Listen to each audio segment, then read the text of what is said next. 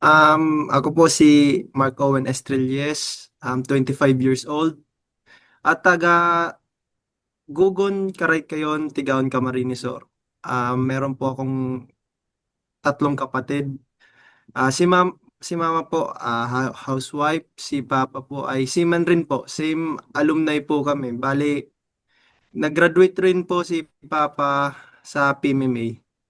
Tapos, nagsiman ako dahil po sa kay papa rin po. Nakita ko po kung gaano niya na-develop yung ano niya, yung pagdisiplina or sa mga education. Kaya na-inspired ako kay Papa para maging PMMA rin yung ano, yung academy ko. So, kumbaga, sa madaling sabi po, hindi na kayo unang, ah, tawag nito, unang napunta sa PMMA, dyan po sa iyong pamilya. Pero paano po ba kayo nakapag-decision, sir, na pumasok sa... Bale po, bata pa po kasi ako, um, yung kung nagpa-pageant po ba sa mga school, Hmm. every time na ano po ako, yung pagpapakilala, bali, kanwari, my name is Mark Owen Estrellas, I want to be, ganyan. Palagi ko po sinasabi, seaman. Eh, kasi na-inspired po kay Papa eh. Bali, hindi ko naman, ay, wala naman pong ano, si Papa, si Mama, wala naman pong nagdesisyon. Bali sa akin po talaga 100% na gusto ko pong ano, i-pursue o sumunod sa yapak ni Papa. Yan yung inspiration ko kaya napagdesisyonan ko na pumunta sa PMMA. Sariling desisyon kumbaga, pero dahil nga ang papa po ninyo ay isang marino din, kumbaga nai-inspire at tinitingala niyo po siya. Pero marami namang mga eskwelahan, di ba, na may mga kurso ng marine. Bakit po PMMA na naisip po ninyo o pumasok po kayo? Why PMMA po? Because it's government funded po, ma'am. Bali wala po kaming binabayaran po doon sa PMMA. Maliban na lang po for uniforms, um, haircut, laundry, and tuition. Libre po yung tuition doon. Kaya mas maganda po yung ano, PMMA from the rest of the academy. In terms of Maritime Academy po. PMMA po kasi is for worldwide po yan eh. Yan po yung maraming connection within the maritime industry po. Kaya PMMA po yung pinili ko. Kumbaga, ginrab nyo din po yung pagkakataon na syempre kilalang akademya at yung mga benepisyo kumbaga once you've graduated dito po sa academy ito at hindi po kayo tawag nito hindi po kayo nagsisi at mukhang good decision dahil kayo pa po yung hinirang na valedictorian na ng klase po ninyo.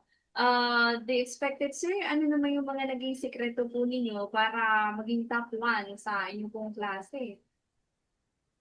Ah, bali po, um, parang ano po, yung pag-fail ko po yon, yung two attempts pong fail, eh, silver lining po or blessings in the sky po.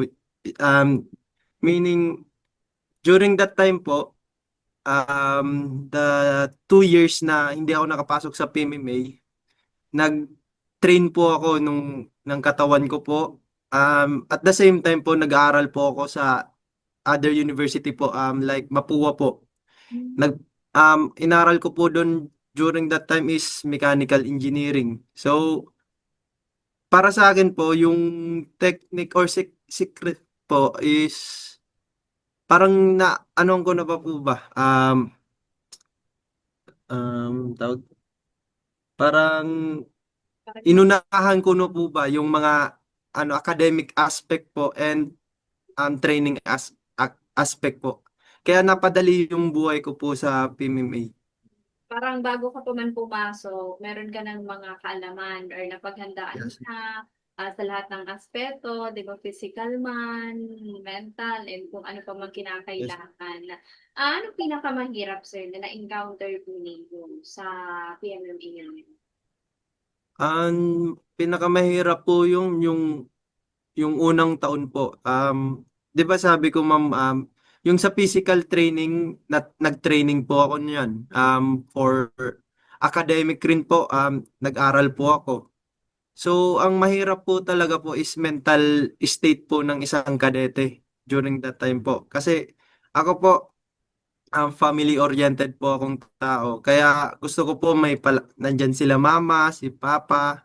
At that time po, bawal pong makausap yung magulang. So, mahirap po talaga yung mawalay ka ba o to be a part of your family, ma'am. Yan yung mahirap, ma'am, doon. Ang sekreto lang po doon, dapat yung mindset mo is kaibiganin mo ba, ma'am? Dapat yung mindset mo, kaya ko to. Paano yung mga sakripisyo na ginawa ng magulang mo para makapasok lang dito sa loob? Tapos, dapat, maging, make some little sacrifices. Meaning, kahit mga occasion o little occasion na kahit wala ka doon, i-accept mo na yan talaga yung buhay natin dito. Kahit di ka maka-attend ng birthdays o any occasion, little occasion. Kaya make some sacrifices. Tapos dapat strong o matatag ka sa isip mo o at the same time po ma'am, maghanap ka ng mga kaibigan ma'am na trustworthy ma'am. Na susuportahan ka sa lowest point ng buhay mo sa loob ma'am. Yun lang ma'am. Oo. Kumbaga naging mahirap po sa inyo sir na malayo sa pamilya ninyo considering na sila po yung support system po ninyo. Siyempre yung Yes ma'am. distance na hindi, taon din kasi 'di ba na hindi niyo sila nakakausap, nakikita. How do you cope up with that challenge sa loob po ng academy? I cope up with that ma'am. Just enjoy ma'am. Kahit mahirap ma'am, i-enjoy mo pa rin ma'am. Um, yung sabi ko ma'am, maghanap ng mga kaibigan ma'am na trustworthy ma'am. Yung susuportahan ka o kahit ma'am, minsan ma'am, alam ko ma'am, bawal kumain kami ma'am yung first year ko doon, bawal kami kumain. So hanap ako ng kaibigan na may pagkain ma'am, tapos bibigyan ako ng pagkain. Kaya maganda ma'am. Sobrang buti naman ma'am, nakakuha ako ng mga kaibigan na kaya kong suportahan during that time ma'am. Hmm. So Yan importante yung po pala. always and lastly ma'am, pinaka-importante ma'am, mag-pray ma'am. Have a little faith ma'am na kayang-kaya. Kayang-kaya ng isang tao o isang kadete matapos sa PMMA ma'am. Yan po talaga yung hindi po pwedeng mawala sa lahat ng mga desisyon at ginagawa po natin sa buhay. Yun ang aking tiwala po sa Panginoon. Pero napakalaga rin po nung dapat pagpili talaga ng mga right circles po ano, yung mga totoong magiging kaibigan po ninyo na susuportahan kayo sa anumang mga bagay. Pero hindi naman umabot sa punto, sir, na medyo nag-isip kayo kung itutuloy niyo pa ba dahil siyempre sa kung ano may encounter niyo sa loob. Yung mga ganong pagkakataon ba na parang ayoko na, labas na lang kayo. Yes ma'am, meron ma'am. Bale ma'am, meron kaming saying ng kaibigan ko ma'am, si Sir Nat or si Tawataw ma'am. May Mm. saying kami niyan since first year namin ma'am or fourth class to graduating class. Bali ma'am, kakausapin ko yan ma'am pag lowest point na ng buhay ko ma'am na gusto ko na mag-resign. Tatanungin ko si Sir Nat, tara, resign na tayo. Ang reply niya naman sa akin, bukas na lang. Busy pa ako. Or yung kaibigan kong isa, si Tawataw, sasabihin na lang, bukas na lang, may reporting pa ako. Ah, hanggang sa ano po, hanggang sa mag first year, graduating na po kami. Hanggang ngayon, tinatanong ko pa rin, tara, resign na tayo. Pero last na yung tinanong ko po si Sir Nat, sabi niya sa akin, mate, graduation na. Kaya, yun, hanggang ngayon po, kaya ano ko niyan, ma'am. Um, yung kaibigan ko lang talaga, ma'am, magsuporta sa akin sa loob, ma'am. Tapos every night or every day, i-pray lang, ma'am. Kaya feeling ko ma'am, yung mga prayers nila mama, nila papa, pag-pray ko na rin po, yung nagpapalakas po ba sa akin dito, ay sa PMMA po. Kaya yun po. Opo, ano-ano naman sir yung mga natutunan niyo ano, sa loob po ng akademya? Sigurado marami, pero ano yung mga pinakatumatak po sa inyo siguro ng mga learning, sir? Ang tumatak po sa akin nun is about leadership ma'am. Bali ma'am, ako ma'am is di ako nanalo sa line officer ma'am. Pero kahit hindi line officer sa isang core of midshipman, you need to be a leader. Um, but first, a leader must prepare yourself. Meaning, bago ka magsalita sa mga tao o sabihin natin, mag-criticize ng mga juniors, you must your you must wear your uniform clean, you must speak properly, you must follow the rules inside the academy, and you know how to enforce them. Yan yung natutunan ko sa loob ng academy, sa pagiging leader. Yan yung nag-develop sa akin ngayon sa PMMA, ma'am. Siguro kahit nasa labas ka na po ng academy, madadala nyo pa rin kasi for the past years, yun po yung na-instill sa inyo, yun po yung natutunan ninyo. Ano aside sa leadership, yung disiplina. Diba? Ini-instill din po ba Yes, ma'am. yan? Mahigpit rin po ba yung discipline sa PMMA, sir?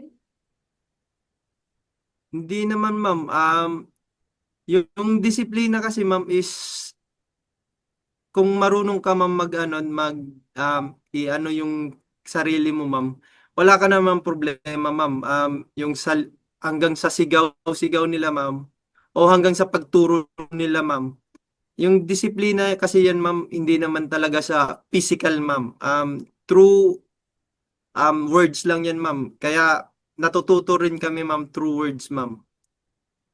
Yan yung pagdidisiplina sa loob, ma'am. So, ano po yung inyong naging reaction, sir, nung nalaman po ninyo na sa inyong pong klase, more or less 300, di ba, ng mga kadete, kayo po yung top Yes, 1 ma'am. and plus valedictorian. Ayun, ano yung reaction ninyo nang pumasok sa isip po ninyo? Sobrang saya, ma'am. Overwhelming, ma'am. Kasi, ma'am, si Papa, ma'am, nag, nag-top of this class rin, ma'am, during his time, ma'am. Bali, ginaya ko lang, ma'am. Parang ginaya ko lang, ma'am, si Papa, ma'am, eh. Sumunod sa yapak talaga. As in, top 1 din po ang inyong father, sir. Yes, ma'am. Highest distinction, ma'am, sa kanya, ma'am. Kaya, parang ginaya ko rin si Papa, ma'am. May naging pressure ba yun sa inyo, sir? Kasi syempre, di look forward po ninyo maging katulad talaga ng father niyo. Siya yung inspiration po ninyo. Challenge, goal niyo ba talaga na maging top 1 rin? Kasi si Papa nag-top 1 eh. Dapat ako rin. Bali, ma'am, ang ano ko lang talaga, ma'am, goal is makagraduate, ma'am. During my failed attempts, nag-aral ako, ma'am, plus yung training ko, ma'am. Kaya parang sabi ko, parang ang dali nung academic aspect. In my opinion, ma'am.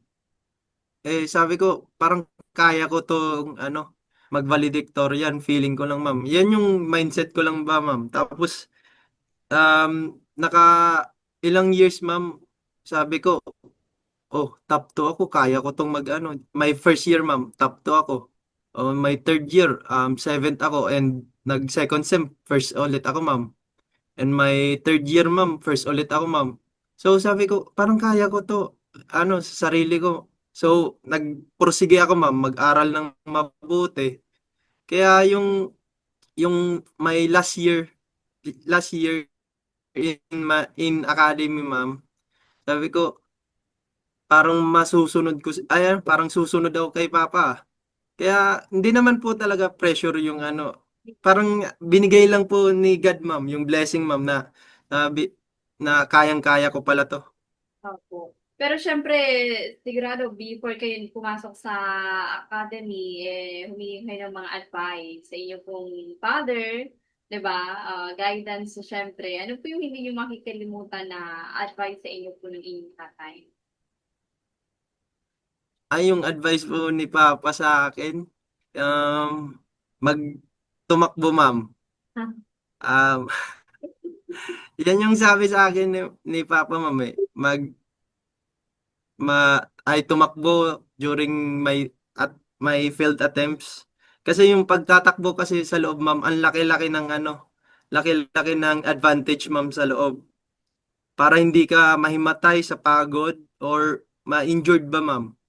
At the same time, ma'am, sabi ni Papa sa akin, ma'am, wag kang ano, wag kang maging tamad.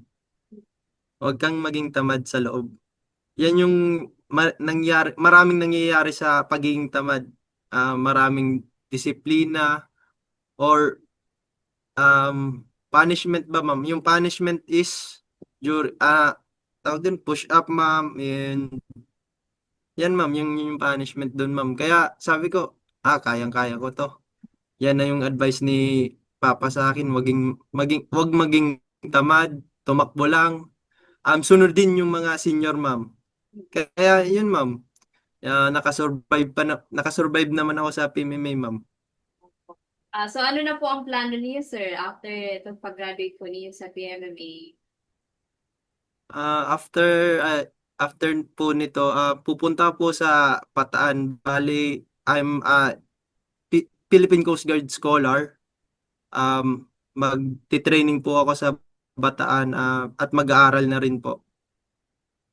So parang hindi po na hihinto yung iyong pag-aaral at pag-learn sa, sa ganito pong karera. And Yes, ma'am. ngayon, nasa Bicol po ba kayo, sir, after you graduated sa PMMA? Yes, ma'am. Nasa Bicol, ma'am. So paano naman po, sir, yung celebration ng iyong pong pamilya?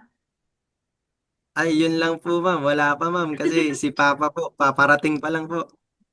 Alright.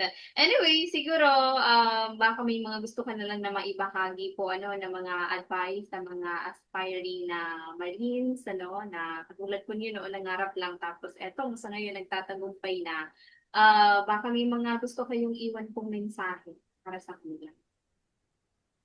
To the future applicants of PMMA, wag kayong matakot mag-fail. Kung mag-fail naman kayo, matuto kayo kung anong mali nyo. Mag-fail kayo ng may natututo ba? Um, if you fail, hanap kayo ng paraan para mag-succeed kayo o makapast kayo. Like me, nag-aral ako in between those fail attempts. Mag-aral, mag-training. Yan yung sasabihin ko lang sa inyo, huwag kayong matakot mag-fail, mag-attempt or mawalan kayo ng faith. Always have faith or never to lose hope. Pray. Yan yung pinaka-importante. Pray. Sige po, baka may mga gusto na din na kayong batiin, sir, sa pamilya po ninyo, mga sumuport sa inyo. This is your chance. Go ahead po. Eh, Ma, pa, Kalye Gugon, kumusta ka mo dyan? Sa mga tugang ko, si Kevin, Rigel, Joshua, um, magpa, magdakula kang maayos. Si Papa at si Mama, thank you, ma, sa mga sacrifices and prayers na nagpakusog sa kuya during my time in PMMA. Lalo na sa Kaligugon. Thank you for the friendship, memories, and challenges. Kahit may challenge kayo sa akin, nagawa ko naman na maging valedictorian. Alright. Thank you so much, sir. And with that po, congratulations sa success na ito. Proud Bicolano. Salamat po sa inyong oras.